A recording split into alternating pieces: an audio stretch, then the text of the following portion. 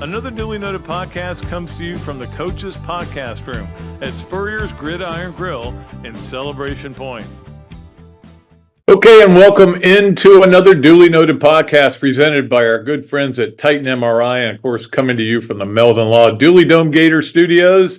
Appreciate Meldon Law for being our sponsor of our studios. Of course, on Thursdays we are at home, and I'm going to talk to Zach during the break at some point about Thursday or Monday's show, because Coach Spurrier will not be here Monday. We talked about it after the show Monday, and you heard us talking about Bill Carr's funeral being Monday. And the more I talk to him, I go, Coach, you're going to be there with a lot of famous people and talking to a lot of people that are close to him. I don't want you to even have to worry about rushing back.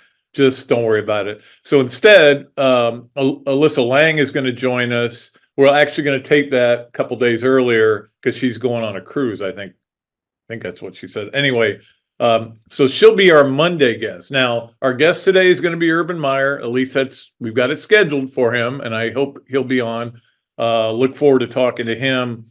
And what we're going to talk to him about, we'll talk to him about his time in Florida, but we're going to talk to him about the state of college football. Because Urban Meyer is an expert commentator right now these days. And then on next Thursday, we are going to have on my good buddy Mike McCall, who, of course, was an assistant coach at Florida and went on to UMass, went on to, was he at Chattanooga before UMass? Yeah. And now is on Sirius XM and killing it. Every time I listen to him doing, and he bounces around from different station to station. He could be on the Big Ten one day and the SEC the next and the college sports the next. But we're just going to talk to him college basketball. And so there's plenty of it to talk about. So look forward to that.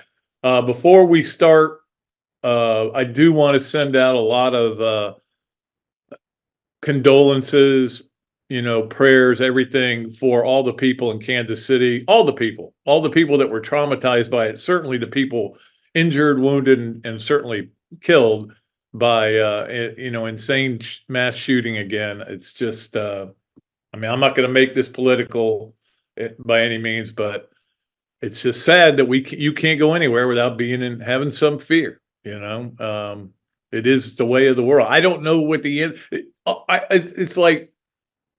The gun situation, no, I can't even say that. I was going to say the gun situation is almost like NIL, and that I don't have any answers for it. Because everybody's got answers for NIL. Everybody's got answers for gun control, or how to solve the gun problem, but not everybody's going to agree on anything. So anyway, that's as political as I'm going to get. I just think there are answers out there to solve the problem, not get rid of it. You can't get rid of it. It's impossible. But anyway, that's all I have to say. All right, let's get to our Process Service of Gainesville starting five, brought to you by the Process Service of Gainesville. And of course, Scott Hart does a great job over there. And we will start off with the game Tuesday night, Florida getting a win that they had to get. We talked about it. You can't go and don't let one win become one win. And, I worried about it going into the game. I knew LSU was good enough to beat Florida, but then Florida comes out and they're blowing them out. And I'm like, man, Todd got these guys ready to go. That's an accolade for him to get these guys ready and put that win over Auburn behind them.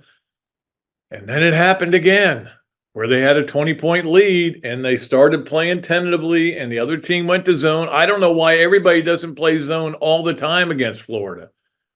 And I don't know why they got out of it at all. But and of course the lead whittles down, ends up being a tie game. Oops, moved the screen there a little bit.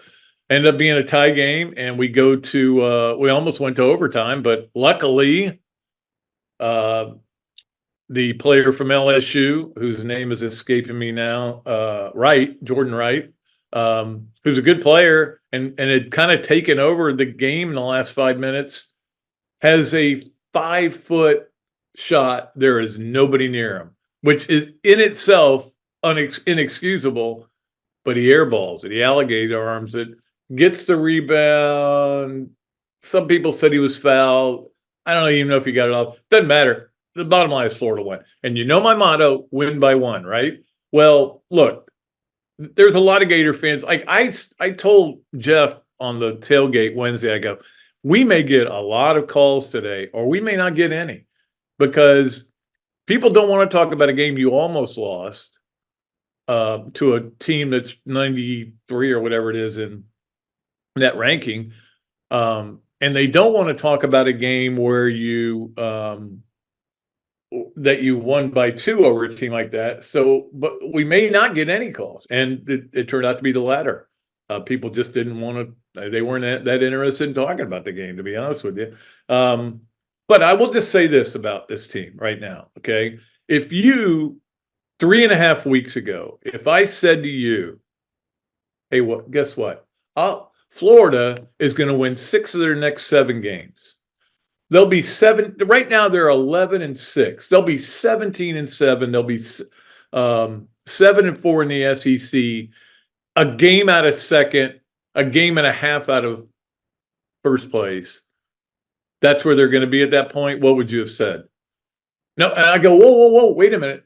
During that run, they're going to have 2 20-point leads disappear on them. Well, that's okay, as long as they won those games, right? Oh, yeah. Okay, I'll take that. Yeah, we all would take it. So, sometimes they got to figure this out, but maybe they don't. Sometimes it's hard to figure things out. And sometimes your guys just aren't good at what they need to do there at the end of games, but they got to get better. And, again, still it was a win. It was a win, which I keep wanting to stress very much. They won the game. All right, let's get to number 2 on our process service of Gainesville starting 5. And that is, this was the great thing about the net rankings, which I knew was going to happen. I knew it was going to happen because it's a really flawed ranking system. The next day after Florida beats LSU by 2 points at home, I said, Florida's going to drop. Somebody said, what are you talking about? They won. I go, they're still going to drop in the net because the net it's all mathematical and doesn't take into account just winning. Winning should be the important thing. And sure enough, they did. They dropped 2 spots. LSU rose 5 spots with a loss, but that's the way the net works. And it has worked that way for even the RPI used to work like that to a point. But Florida is still at 32. They actually went up a point to last night. This is how crazy the net is. And I'm not even sure what happened to make them move. I think somebody moved ahead, but don't worry about it. I'm just telling you how weird the net is. And of course, Florida playing Georgia on Saturday. Georgia has a net of 96 in the country. It is on the road, but it's still ain't gonna be a quad 1 win this year. I think it qualifies the quad 2 though.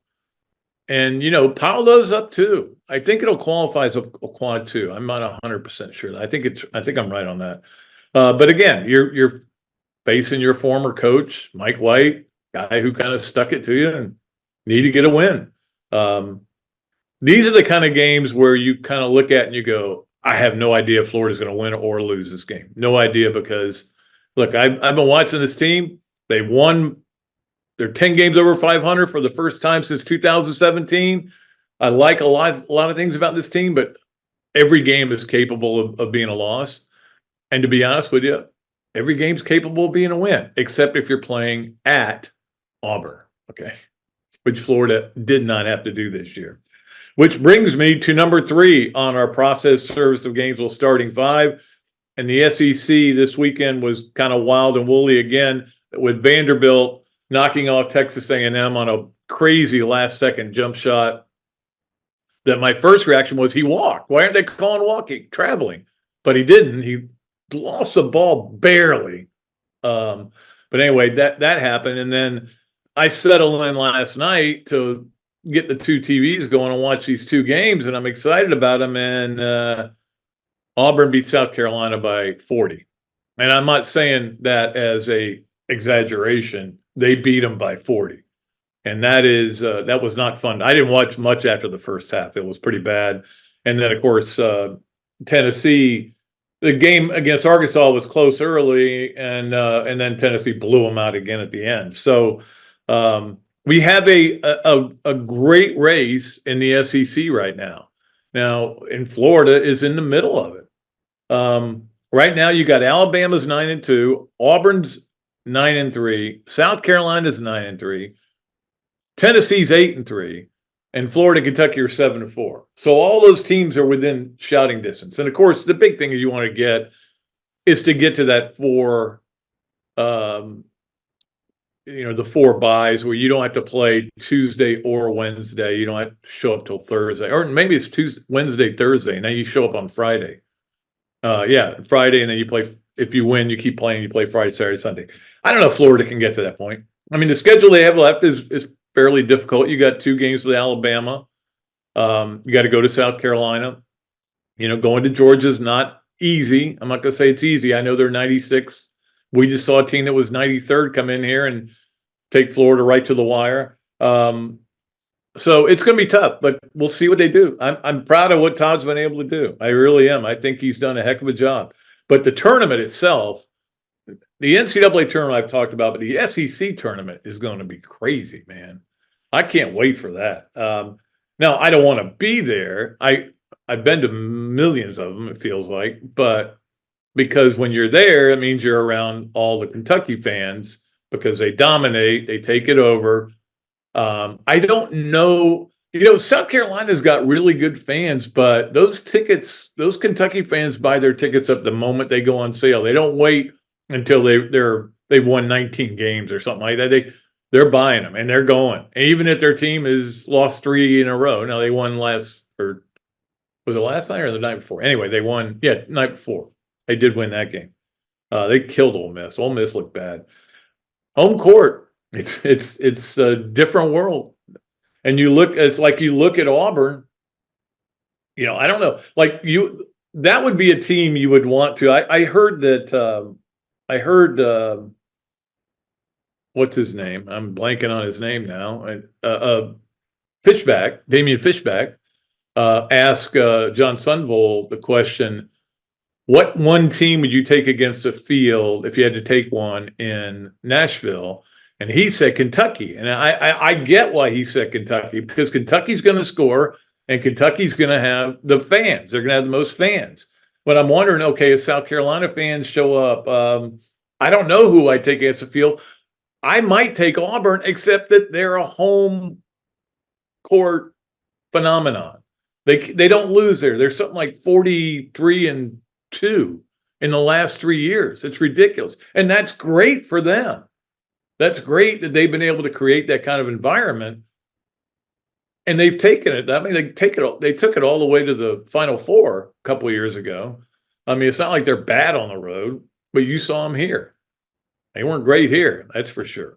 We'll see how they are in Lexington. We'll get to that in a little bit coming up. Let's get to number 4 in our process service of Gainesville starting 5, and that is another coach leaves Florida. This time, Darnell Stapleton, assistant offensive line coach, going to the Washington Commanders. What does this mean? It means they got to find another offensive line coach, or maybe they do something else.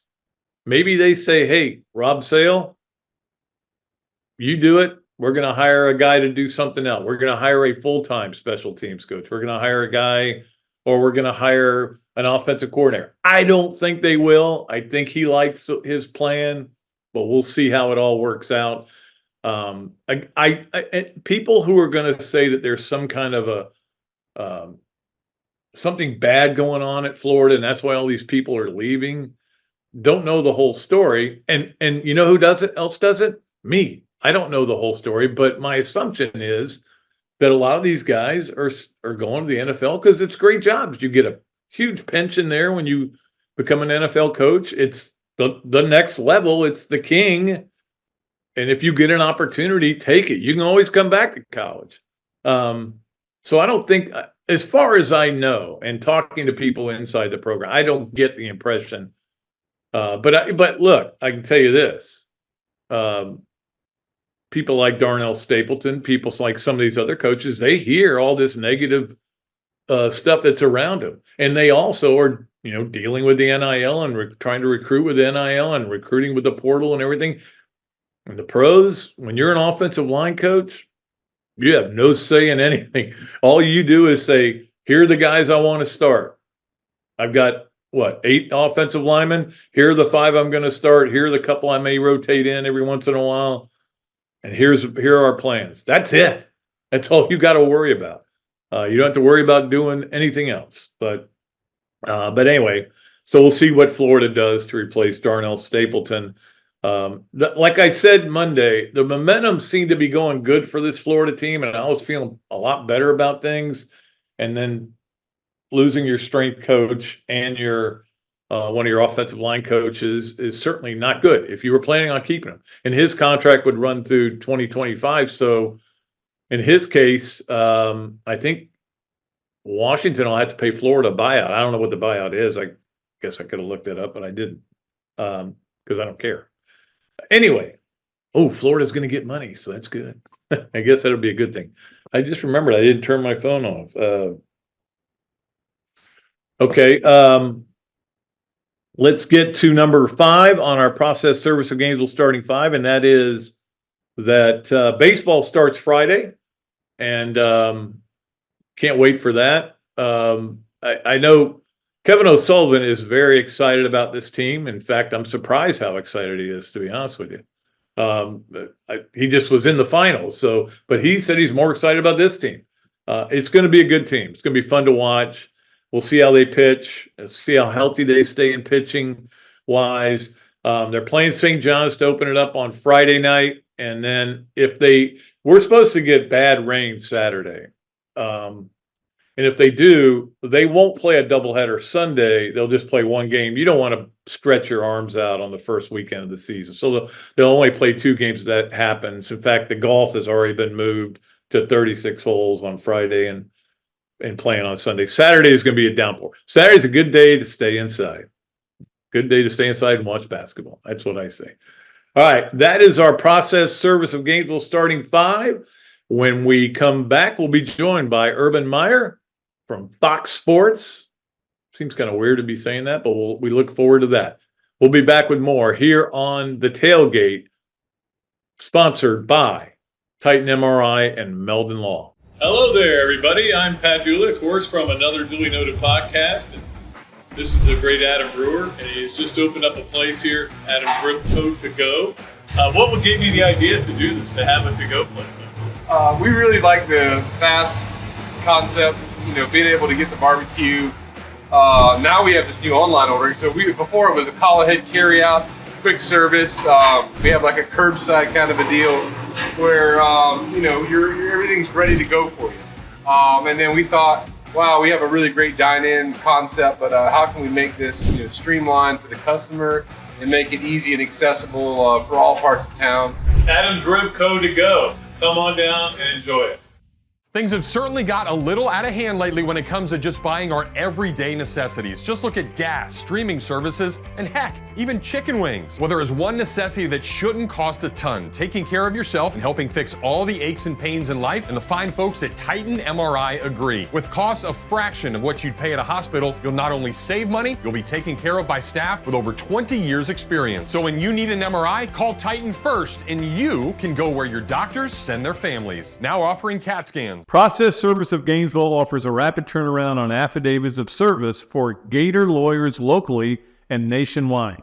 Our friend Scott Hart offers immediate responses on status requests and is a member of NAPS and FAPS. And he has been a part of the community for almost 2 decades.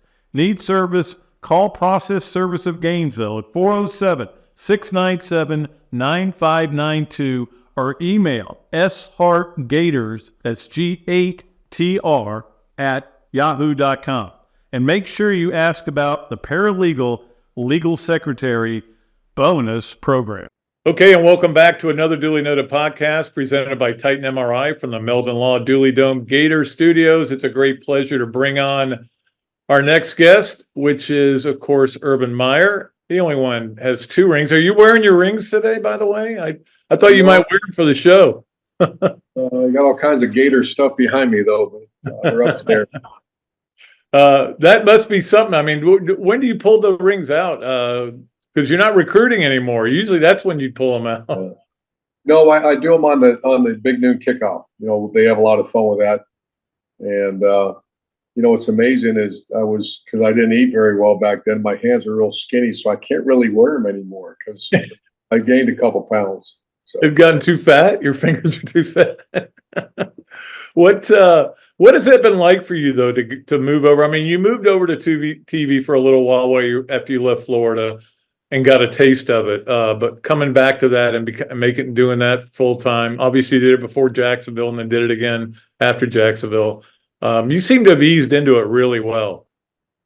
Yeah, I've always been told to approach it like it's your team, and that's what we've done. And I'm biased, but I can't imagine. Fox was always the best as far as I was concerned to deal with because, when they came to me, it was at the Rose Bowl, and they said, "This is our vision." I first of all kind of thought they were nuts when they said we're going to take the noon window because noon window historically has not been the strongest games, and we want to own this window. And my gosh, the numbers have proven that to be what a vision by Fox and Brad Zager and Eric Shanks to do that. But the thing that, Pat, and I think you know me fairly well about this, I have no interest in beating people up or, Fox is all about, and this is exactly the quote they said, we're going to celebrate this great game and those who play it. And I thought, I shook their hand, and that's what we do. Even when there is controversy or narrative or something, even though, the whole Wolverine and Harbaugh stuff, if you really watched, and I was in particular, because they wanted me to start swinging. And I'm like, until you know the truth, we're not going to do that. Other people can, but we're not. And so I just really appreciate our approach. I love Mark Ingram, Brady Quinn, Matt Leinart, Rob Stone. We've become family members, and they treat us really good. So I enjoy it. Well, you probably enjoy not being a coach. I know you miss coaching, but I know you probably, with the NIL and the transfer portal, you're probably okay not being a coach right now. Yeah, I'm glad the players are, and I've always been pushing for that about, there's got to be something there that for the players. And I think the NIL, when I first heard that, I was like, this is perfect.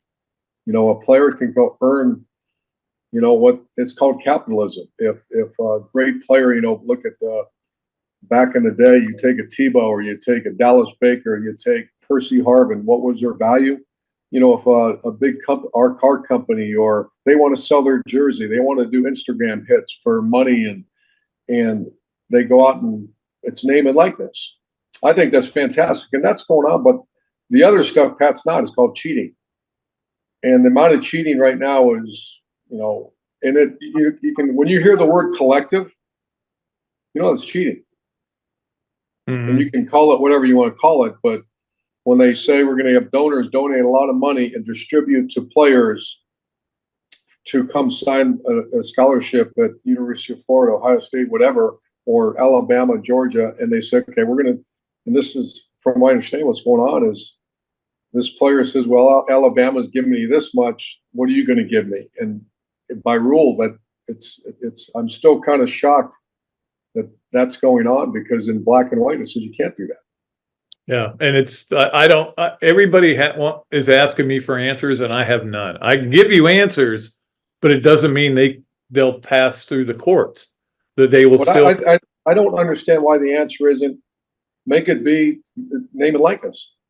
Yeah, that exactly. means let the player go out and earn it, but don't let the universities and collectives and donors be part of that. If a donor wants to hire a player to sell them cars or to be on the billboard or even to come out to their business and speak for money, that's fine. But get rid of the collectives. Don't, I don't understand. I've said that to a few people. I said that, everyone says, I don't know what to do. Well, I got a good one. Get rid of all that stuff. Yeah. And let it be legit, so. But you know how it is when you start with something, somebody's going to take it to the nth degree. It's just like they put a rule in because Bear Bryant would recruit all these great football players and put them on track scholarships. And they put a rule in that you couldn't do that anymore. So you have to take it and you have to stop it. But the thing that's alarming to me Urban, is that we've had at least 3 that I can think of, coaches in the last few weeks or few days really leave for non-head coaching jobs because they just don't want to deal with it anymore. Whether it's Hafley at Boston College, whether it's Chip Kelly at UCLA, what's his name? Sean Elliott at Georgia State, just 2 days into spring football, bolts for another job. I mean, I just don't, I think a lot of coaches are just saying, I don't want to take that path to glory. I was actually with a very good friend, very wealthy friend, and it wasn't Ohio State or Florida. So I don't want people to think that. So I'm in the car, and he says, "Look at," he shows me a text message. It's from a college head coach, and they're asking him for money because they need to get this safety or they need to get this linebacker or something like that. And he goes, "I'm tired of doing this." And I'm like, "What do you do?" And he says, "Well, I'll contact the family for them, and we'll come up with money through this, group of donors will get together and come up with a wad of money to give the player." And I was going, "Oh my God." And I understand that's happening where the head coach is out soliciting money from a donor for a player. So to answer your question, do I miss coaching and winning and team building and the staff meetings? And I actually miss recruiting. I loved recruiting. I loved recruiting when it was about, the academic opportunities and the life after football and the chance to go to the NFL and get a ring, et cetera. But no, when I hear that stuff, first of all, I couldn't do it. I couldn't handle that. No, and there's a lot of coaches that are just saying that they just don't want to deal with it anymore. And I think it's making the NFL way more attractive even more attractive than it used to be.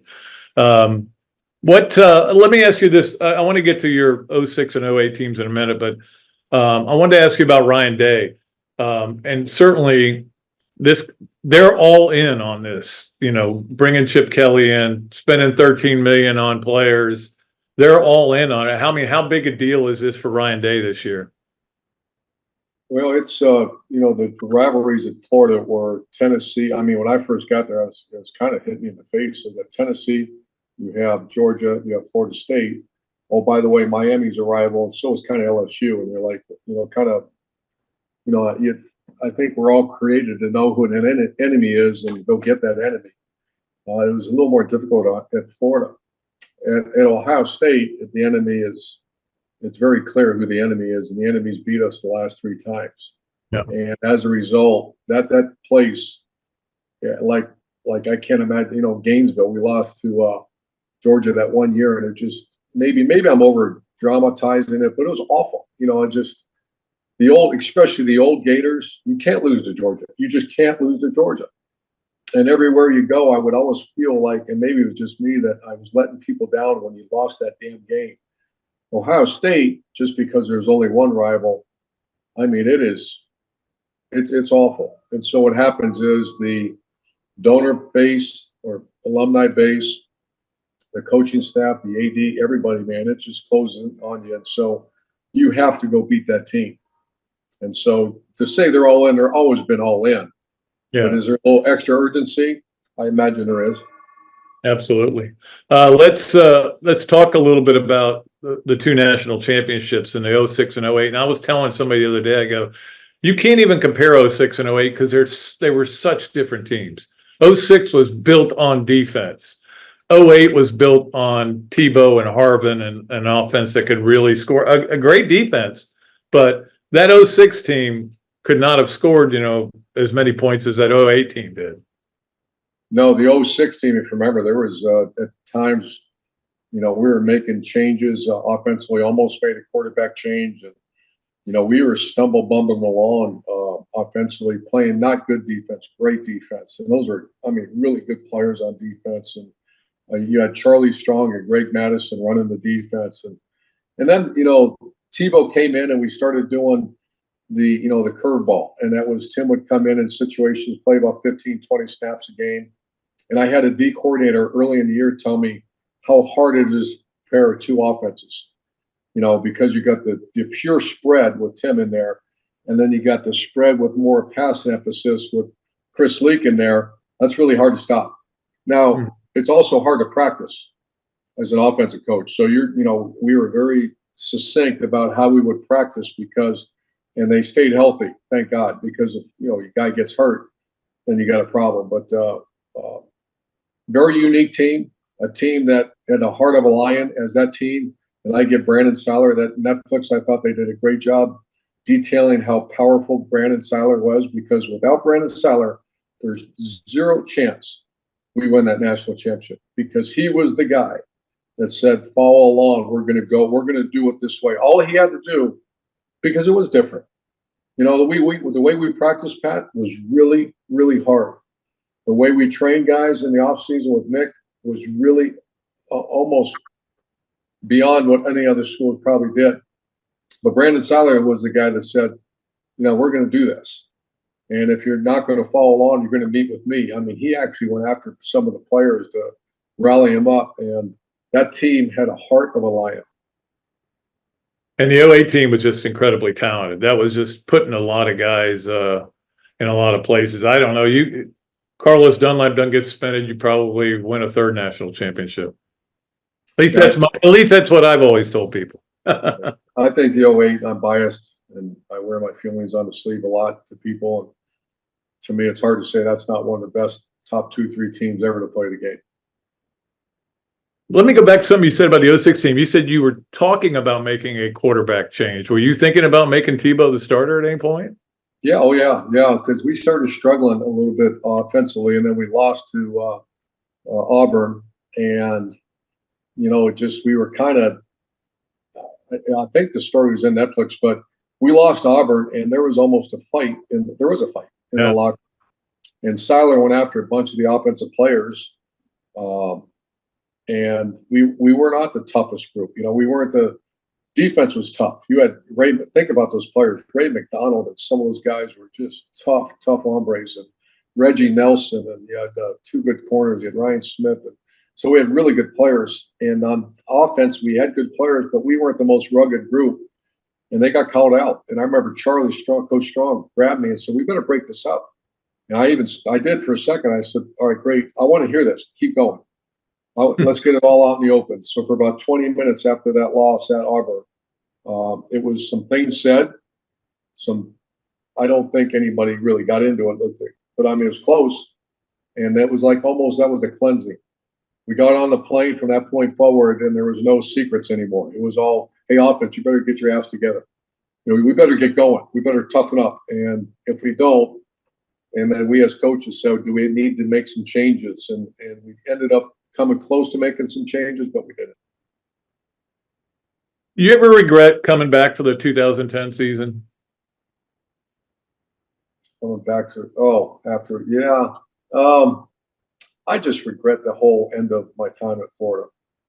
You know, I do. You know, is that part of it? No, I wish I came back with a more sting and did a better job as a coach, and our staff did a better job, because I think we won 8 games. But you know, it was amazing in 2000. Actually, yeah. What was that? 8. Yeah, that's right. Yeah, 8. Yeah, we won 8, but we were also in the hunt for the SEC championship. Yeah. If we beat South Carolina, we win that game. And remember, Andre DeBose ran that kickoff return back for touchdown. And so as much as we lost all those good players after 08, let me see here, 08, 09. After 09, we went, 26-2. And then we come back in 2010, and we were just, we had quarterback issues, other issues, but we were still right there. So my biggest regret is not finding a way to beat South Carolina and get in that SEC champion. Yeah, that was interesting, certainly. We played this game we call Yes, No, Where, Maybe. 3 quick questions, and you just have to answer them yes, no, where, maybe. It's brought to you by Big Mills Cheesesteaks, street dining done the right way. If you go in and say, hey, I listened to that Dooley Noted podcast with Urban Meyer, you get free fries with your order. Okay, number 1, your golf game has improved since you've retired from coaching. Yes. Significant. You hit it a long way now, I can tell you that. Not anymore. You're like me. Have you moved up to the silver tees yet? Or are you waiting? No, I wish. I can't wait. I sometimes play those whites, but yeah, I don't have the same distance. But I'm playing. Pat, when I coached, I probably played 5 times a year. I'm playing 100 rounds of golf now. Wow. All right. Well, next time you're up here, then we'll go play. But I'm telling you, I'm hitting from the senior tees. Are you? How old are you, Pat? I'm 69. I have 2 knee replacements. So, Well, you look great. well, thank you very much. So you do too. All right. Number 2 on yes, no way, or maybe. Sometimes when you were watching the Netflix special on Swamp Kings, you wince when you watch the mat drills. Maybe. Maybe. You know, there's a couple of moments where I was like, man, that was pretty rugged, you know. But it was a different time. Obviously, you can't do that now. I mean, you can't even think about doing that now. But I kind of grew up in the Navy SEAL, Navy, Special Forces mentality, and that's what it was. If someone asked me about that, especially after the show, and our mentality was that it was a crucible of training, make it as hard as humanly possible, so that the marginally committed player leaves, and that's honestly what we did. And can you do that nowadays? I don't know. I mean, they still do it in the Navy SEAL and our Army Rangers, so maybe not to the degree that we did back then, but I don't know. I look back now and I talk to the people that were fully in and committed, like a Seiler and those guys, and they loved every minute of it. Were there players that didn't like it? Oh yeah, sure. Yeah, yeah, exactly. I mean, I talked to Ahmad Black about it right after it came out, and he was like, "Yeah, the first thing I show, I'm passed out because first thing they show on Netflix, I'm done." But it was a lot of fun, and again, that's part of changing the culture. And I mean, I know that Billy Napier right now is trying to get his culture where he wants it, and I think he's finally got it there. But he's got to win some games, though, as you know very well. You know how tough this crowd can be. I said something because people ask me all the time about Florida, and I mean, the coach and his family are human beings and their staff. And the one thing about Gainesville is there's not, I remember Shelley coming home and saying, "Hey, let's go to dinner." And I'd say, "No, I'm not. I'm not leaving. I'm not. I get my face kicked in nonstop from the media for this and that. You know what I want to do? I want to sit here. I want to sit right here and make sure no one comes in this house." Because at Florida, there's really no time to do that. Yeah. Because it's all right there. It's all right there. And so I really thought about Coach and his family, and yeah, you're damn right he's got to win, but he's also a human being and he's trying his ass off. So yeah, he's got to win, and that's why you get paid a lot of money, and that's why you're the head coach at a place like Florida. Go get it done. But reality is, they're humans too. All right, final question for you on yes, no, where, or maybe. You still can't believe Tim Tebow didn't win a second Heisman Trophy, especially when he got the most first place votes in 2008, which I'm still mad about. Well, I'm on his foundation. Yeah, I'm on his foundation board. I've been with him twice in the last 3 weeks on these events, on his charity events, and I love Tim, and he's doing so well, and him and Demi. So you look at 08. And I often joke around with him about that. But 08, I sat right behind him in New York when Sam Bradford won that Heisman. And he turned around, looked at me, and, he doesn't curse. But he said something I'll never really share what he said. But I, in my mind, went like, "Doggone, I wish he would have won." But I was also excited he didn't, because we were going to get the very best version of Tim Tebow in that game. Because he was motivated. So, I mean, inside, I'm like, "God, he didn't win it." And then I'm thinking, we just poked the tiger on this one now. And my God, you remember how he played in that game? Especially the second half. Oh, my God. I remember interviewing Bobby Stoops after the Heisman ceremony. And I told him, Tebow's not happy.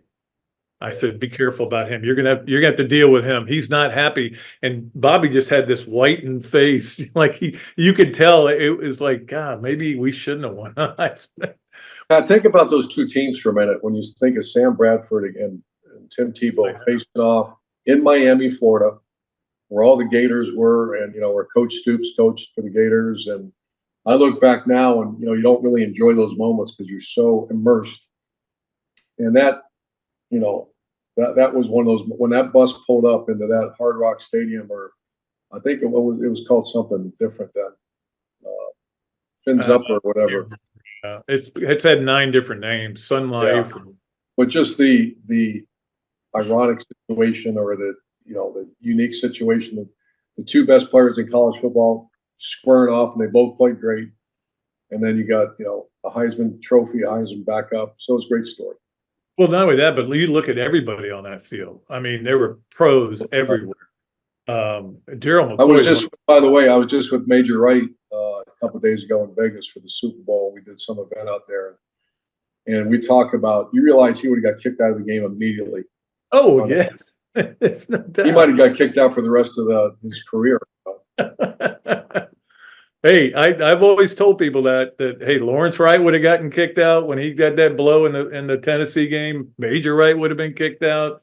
Jabbar Gaffney wouldn't have had a catch because he dropped it. I mean, be glad replay wasn't always there, and some of these rules weren't there during those times. But some of the most important things that happened in Florida history, including you and Urban. We appreciate your time, man. I appreciate you coming on. It's always great talking to you, and miss seeing you more than I do. I get to see you about once a year, but miss seeing you more than I used to. Anytime, Pat. I'll miss you as well. Much respect. I will be back with more of another Dooley Noted podcast presented by Titan MRI from the Meldon Law Dooley Dome Studios right after we take a break. I was driving behind a lady, and very suddenly she moved out of the way. There was a log laying in the road, and when I hit my brakes, I went on top of the log. I had 2 herniated discs. I just haven't been the same since. Jeffrey Meldon fought for me all the way. Him and his team really went there for me. Throughout the whole lawsuit, he made sure that my bills was paid. It was never no whenever I called him and asked him for something.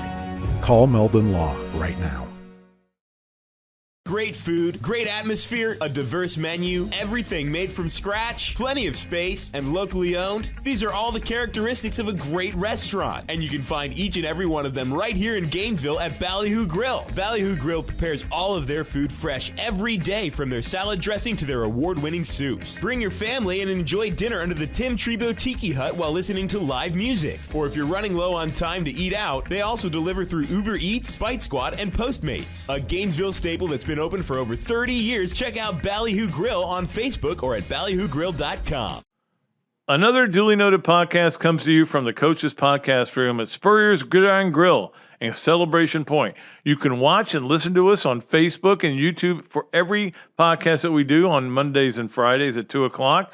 Listen to the podcast whenever on Apple Podcasts, Spotify, Google Podcasts, Overcast, any of the other 39 platforms where you can find this podcast or your favorite podcast.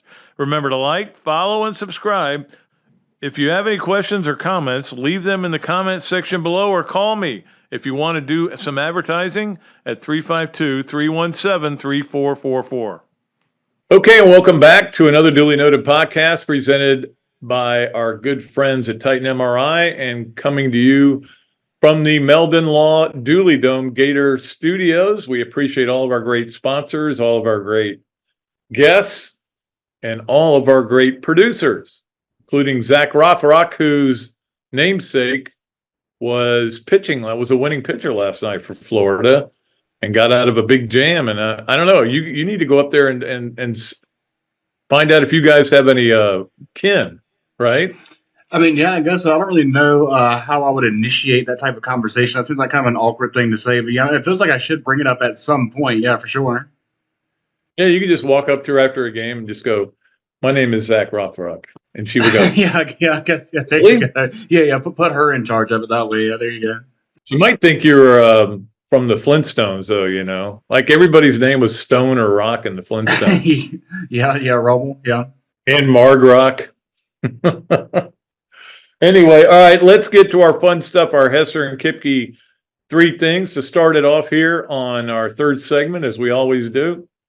Of course, Hesser and Kipke is a Gainesville law firm specializing in the areas of workers' compensation and family law. Ken and Jennifer take great pride in their one-to-one focus on each and every client they represent. Ken is board certified in workers' compensation law by the Florida Bar, while Jennifer possesses extensive jury trial experience with a nearly 20-year background as a prosecutor.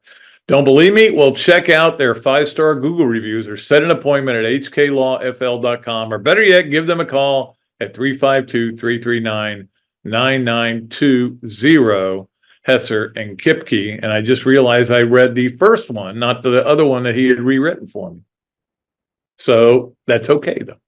It all says the same thing, but I won't make that mistake. I dialed up the wrong one, but we're good. Let's get to three things and start with number one, which was softball winning its home opener last night, and also won in Jacksonville on Tuesday. So, and they won those two games, and you guys did pretty good. A couple of you got it right. How many runs were scored? Ended up being 19. Now, if you guess 20, I'll give you a qualification because Florida won 10-1. Last night they won 10-1, but the 10th run didn't count because they'd already run ruled them as the run crossed the plate. Seems a little silly to me. And I'll find out the ruling on that. But to me, if you've got somebody, if it's an active play, and even if they've clinched the run rule of it, it still should count as a run. And it maybe they did change it and make it a run. But anyway, either not 19 or 20, you got in. But Skylar Wallace almost hit for the cycle. They wouldn't pitch to her last at bat. Single, double, triple. She wanted that homer, but they wouldn't give her a good pitch. Kobe Otis had a big 2-run homer in that game for Florida. And obviously they've got a big tournament coming up this weekend.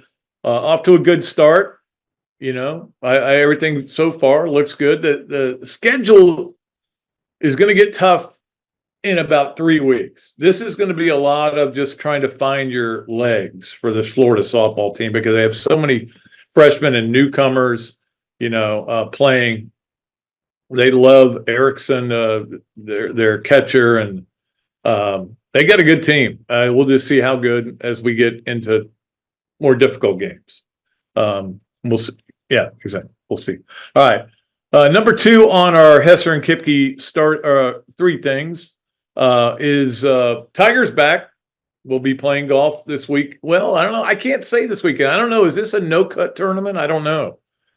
But he'll be playing golf. And if he plays on Sunday, he'll be wearing his red. And, of course, if you saw it, they've come out with a new brand because he needs more money. We know that. For Tiger, and it's kind of dumb, to be honest with you. I get the Sunday red part, but it's 3 words. Sun, day, red. I'm sure there's an explanation behind it. I don't like it. I'm not buying a shirt that has sun, day, red. I don't like red shirts anyway. One time, I'll tell you a quick story about that. One time I went over to the tennis offices to get a racket from Roland Thornquist for the Bob Dooley Invitational, and he was very nice enough to donate it, and it raised some money, raised a lot of money, actually. But I had a red shirt on. It was a red shirt I'd gotten out in Omaha for playing golf.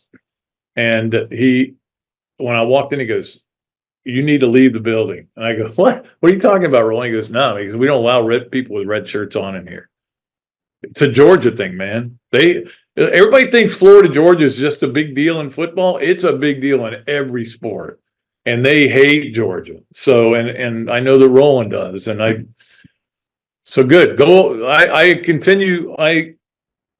applaud any wins over Georgia. Let's just put it that way. But anyway, it'll be interesting to see how Tiger does because he says he's pretty much back, but he's also 100 years old and guys are getting better and there's more of them, seems like. I know that you could say, well, the tour fields have been diluted by these guys going to the live. Not to me, they haven't. I mean, you 4 or 5 guys, maybe 2 I'll miss.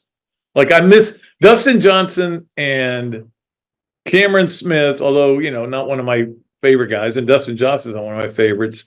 And Rahm, yeah, that's a big deal that they're not playing on these tournaments, but they don't play them all anyway. They'll be in the majors, but I'm not watching the live. It's boring. I'm tired. Look, I'll get over all the other stuff, but I can't get over the fact I don't want to watch it. It's boring. That's the way I feel.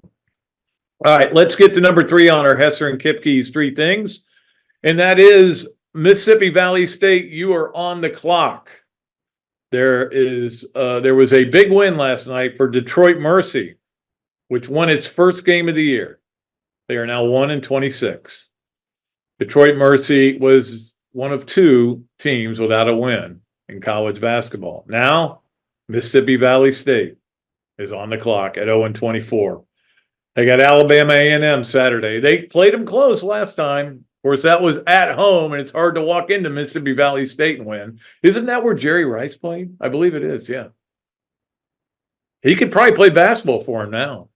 But anyway, they are on the clock. The last team that is winless in college basketball. That is the Hesser and Kipke 3 things. Let us move to this, that, and the other.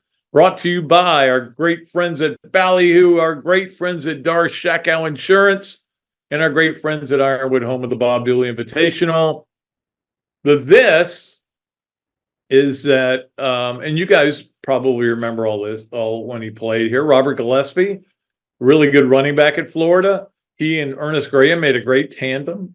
Robert was a good college football player, not a great one, but a good one. What I always remember about Robert was he got a taunting penalty after scoring a touchdown at Mississippi State, or it may have been Ole Miss, one or the other, because when he got to the end zone, the band cranked up and he started doing this with the band, and just that's all he did. He did this and then ran off the field 15 yards. Now you aren't going to get that penalty, and hey, maybe you will, because they may have changed the rules again and not told us. Anyway, that's the this. Is what a good player he was here at Florida. So that is, man, you hated it when he's coaching for a team in the SEC, but he was at Tennessee, and you'd have to see him every year. And every time I'd see him, I'd go up and say hi to him and give him a hug. Love the guy. He's a great guy. The other is, of course, he moved to Alabama, pretty good place to coach. And when Kalen DeBoer came in, he kind of knew the guys he needed to keep, and Robert Gillespie was one of them, and they have named him now assistant head coach. Now, I know that these things are titles only, and running game coordinator and all that. We were talking about Florida losing Darnell Stapleton. Well, at the same time, Sean Elliott, who is the Georgia State coach, a head football coach, just left to take a job back on South Carolina staff, coaching tight ends, which is what he was doing before. And they're 2 days into spring practice. Again, I go back to players have the worst role models in terms of committing to something and not being all about the money and not being all about taking the easy way out. And that's what a lot of coaches are doing. I'm not saying Sean Elliott is. I'm not saying any particular person is. But a lot of these coaches are taking the easier path because they don't want to deal with this stuff, the NIL and the portal and everything. And sometimes they don't want to deal with fans. And I get it. Anyway, so that's the this, that, and the other. And congratulations to Robert Gillespie for being named assistant head coach at the University of Alabama. Going to be an interesting couple of years at Alabama. I'm looking forward to watching and seeing how that works out. Okay, that's this, that, and the other, brought to you by Ballyhoo, by Shakow Insurance, and by Ironwood Golf Course. Let us move to our Leonardo's at Millhopper quick picks. And like I said, you guys didn't do bad. Just I threw one hard one out for you, and you did okay last week. So I'm going to give you an easier one. It's not that easy. It's only 2 choices, though. And it's just Florida, Georgia. Florida at Georgia. No spread. It's probably going to be Florida by 2, something like that. But just Florida or Georgia, who wins the game? Now, you could say Florida was beating them by 20 here. Georgia came back and tied it up. Or you could say Florida was beating them by 20 and then they took their foot off the gas and they'll be fine there. I don't know what's going to happen in this game. No idea. I can't give you any advice. All I can tell you is don't bet on it. That's the first thing I would tell you. Don't bet on it. So just who are you going to take? I know most of you will take Florida, and that's fine. If you get more qualifiers, I think we are about ready. Sorry, my nose is itching me. I think we're about ready to make a poll. So probably next Thursday we'll do it. So that is our Leonardo's at Millhopper quick picks. Appreciate my friend Kyle over there for doing such a great job as always. Florida at Georgia is your pick. Let's go to our Adams Rib Co-to-Go Gator of the Week. Of course, brought to you by Adams Rib Company to go. And it's Boy, it's a must stop if you like ribs, if you like pulled pork, if you like green beans, man. Green beans are the key. I've said this a million times. Anyway, we appreciate Adam for being a sponsor also of the Bob Dooley. I had a ton to choose from. This is what's great about this time of year. You have so many to choose from, so many good athletes who've done great things in the last week. I had plenty this week. Here's who I went with, though. I went with Zion Pullen. And the reason I went with Zion Pullen is in that game, when they needed a basket, he made some really clutch baskets. And he also made the biggest steal of the game at the end, and then hit Tyrese Samuel, who hit Clayton, got a layup, gave them a 3-point lead. Actually was the margin of victory, or 2-point. It actually wasn't the margin of victory, but it was the winning basket. Let's just put it that way. So that was a big play, but he played, I tell you, he's the glue, man. He is the guy. If they can't play without him when they don't have him in the game, they're not as good a team, but how much can he play? I worry about him getting a little worn down, but hopefully, and the trouble is, what are you going to do if you get blowouts? You don't want to take him out. If you're way up, you don't want to take him out because even with him in the games, this team blows leads. But like I said, let's go back to the very beginning. They're 17-7, 6 of the last 7 games. Be happy. Don't worry. Well, you should worry, but be happy. In fact, I saw where Leonardo has them as a 7 seed now. Like, whoa, okay, I'll take it. All right, let us move along from our Adam Tripco to go Gator of the Week. Zion Pullen, you should be happy. You should be proud of yourself. And get to our Swamp Restaurant Games of the Weekend. We have a ton of stuff going on this weekend, and they do at the Swamp as well. I know they had unbelievable Valentine's Day stuff going on. Great drinks over there. There's all kinds of specialty drinks, but there's also Sangria Saturdays, and it's just a great place to go. And I know you guys love it, and I know my daughter loves it. That's for sure. I see the bills. Let's get to our Swamp Restaurant Games of the Weekend. I'm going to start with, baseball. You know what time the games are. I think they're on the plus. 2 of them are on the plus. But like I said, you're probably not going to get a Saturday game. But if you do, it's a 4:00 game. The game Friday night, 6:30. The game Sunday, 2:00. If you're going to watch those games on the plus. Let's get to some basketball Saturday night. This is what I'm going to do Saturday. I'm going to watch a lot of basketball, okay? You've got A&M and Alabama at noon. That is a really interesting game. That is on ESPN. Kentucky at Auburn at 6, and that is on ESPN.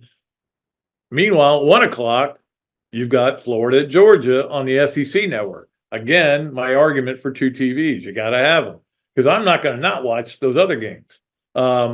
You also have gymnastics. Friday is at 7:00. They are at Missouri, and that is on the SEC network as well. So we'll see how the gymnastics team does. They've fallen down the rankings because they haven't put up the great scores yet, but I know it's a struggle right now with all the people they're missing and with so many youngsters, but they're still winning, so they're doing good. Like I said earlier, golf Friday, 36 holes. If you want to go out there, I can tell you you're seeing great players, just great golfers out there. And then I think they've already canceled the Friday golf, and they're going to play a Sunday round as well. And then women's basketball is playing at Ole Miss tonight. 6:00 on the plus. In fact, we get out a little early from radio tonight, and then they go to Kentucky. The Kentucky game's at home. No, I'm sorry. The Ole Miss game is at home. I screwed that up. Ole Miss at home tonight. Be there 6:00 on the plus if you want to watch it. Sunday they go to Kentucky, which will be a tough game for them, and it's on the SEC network, so we can get to watch that. So that'll be a lot of fun. All right, I think I finally got that right. Those are our Swamp Games of the Weekend. Let us finish up with Pat Dooley's story time. again, brought to you by our Eastlake Pediatrics and our good friend Mike Jordan over there. Look forward to talking to Mike soon. But his sponsorship is over at the end of this month. We're almost done with the month, but again, if somebody else wants me to keep telling these stories, I'll keep telling them. But if you don't, maybe you don't. Maybe you don't like them. I think so far, I think people seem to like some of them. Some of them maybe they don't like. Well, here's one today. And this goes back to my days with Vern Lundquist, being at so many events with him. Vern Lundquist announced today, I guess, that this is his final Masters. It's his 40th one. Of course, he left the CBS SEC broadcast several years ago, and Gary Nestler took over, does a great job.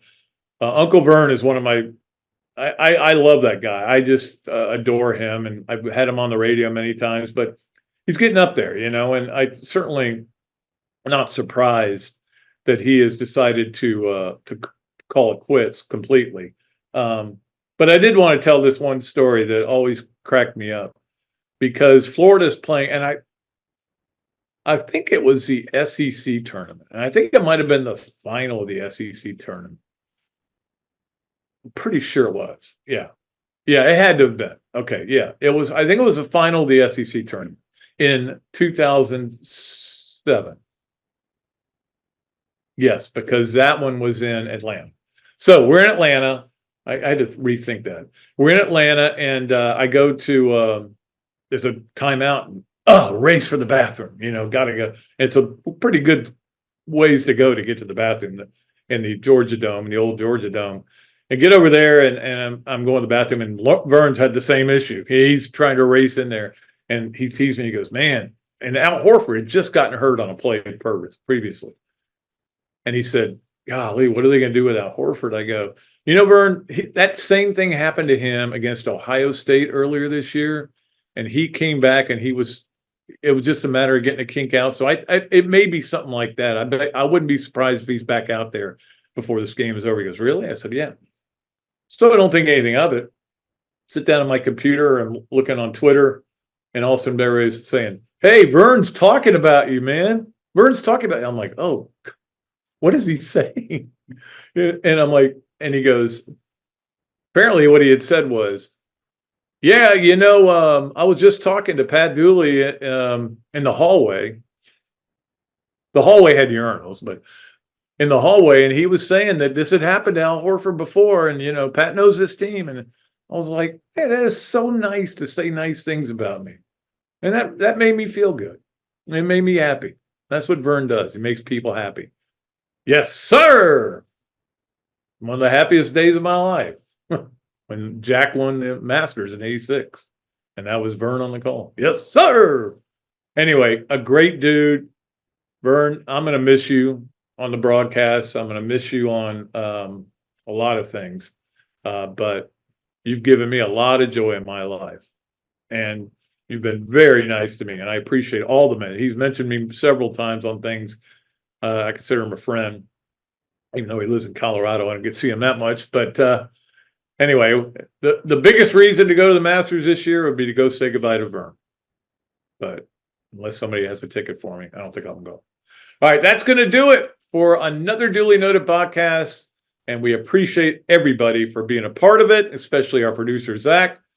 Zach, we will get out of here, and we appreciate, especially presented by Titan MRI from the Meldon Law Dooley Dome Studios. Don't forget any of that. We'll be back with another show on Monday.